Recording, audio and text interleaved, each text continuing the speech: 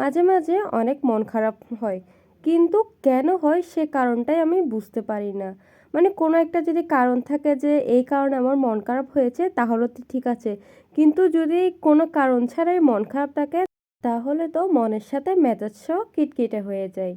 যাই হোক, সেদিন ছিল আমার পরীক্ষা। তো পরীক্ষার জন্য আমি রাতের বেলায় সবকিছু গুছিয়ে নিচ্ছিলাম। কেননা আমি সকাল সকাল তো ঘুম থেকে উঠতে পারি না যে সকাল সকাল ঘুম থেকে উঠে সবকিছু রেডি করে নিব।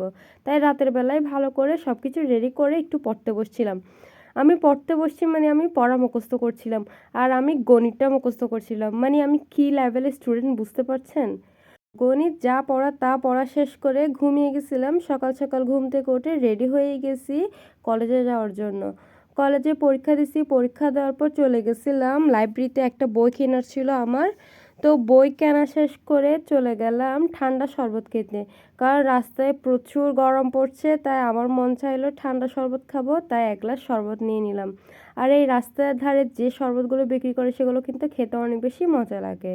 তা আমরা দুজনেই বাসে করে বাসায় ফিরছিলাম, তখনই হঠাৎ আমার বান্ধবী থেকে নাকি ছোট ফুচকা খেতে ইচ্ছা করছে। তাই আগ্রাবাদ আমরা দুজন নেমে পড়লাম ছোট ফুচকা খাওয়ার জন্য। কারণ আমরা সবাই জানি আগ্রাবাদের স্ট্রিট ফুড কিন্তু অনেক বেশি বিখ্যাত, আর আগ্রাবাদে কিন্তু সব ধরনের স্ট্রিট ফুডই পাওয়া যায়। তাই আমরা ছোট ফুচকা খাওয়ার জন্য আগ্রাবাদটাই চুজ করলাম। তো ওই দুইজনে মিলে মজা করে ছোট ফুচকা খেয়েছিলাম। ছোট ফুচকাগুলো খেতে কিন্তু অনেক বেশি মজার ছিল।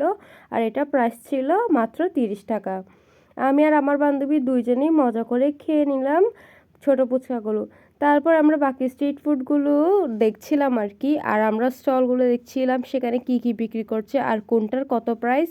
তারপর দুইজনে মিলে একটা ফুডকার্টে বসে পড়লাম, সেখানে চিকেন চাপ, তারপর হচ্ছে গরু মাংসের চাপ সব কিছু বিক্রি করছিল। আমি আর আমার বান্ধবী ডিসাইড করলাম লুচি দিয়ে চিকেন চাপ খাবো। তো আঙ্কেলকে অর্ডার দিয়ে আমরা একটা ছায়াযুক্ত জায়গায় বসে পড়ছি। কেননা তখন ছিল প্রায় 4:30, তখনও কিন্তু বাইরে রোদ ছিল অনেক। তাই আমরা ছায়াযুক্ত একটা জায়গা খুঁজছিলাম যেখানে আমরা বসে আরামসে খাওয়া দাওয়া করতে পারি। আমরা বসেছিলাম, কিছুক্ষণের মধ্যেই চলে আসলো আমাদের সেই কাঙ্ক্ষিত খাবার। তো দুইজনে মিলে একটা প্লেট থেকে শেয়ার করছিলাম, কেননা আমরা দুইজনই খুব কম খাবার খাই, মানে বেশি খাদক না আর কি। তবে আমরা খেতে অনেক বেশি ভালোবাসি। অল্প খাদক, তবে খাবার খেতে খুবই পছন্দ করি।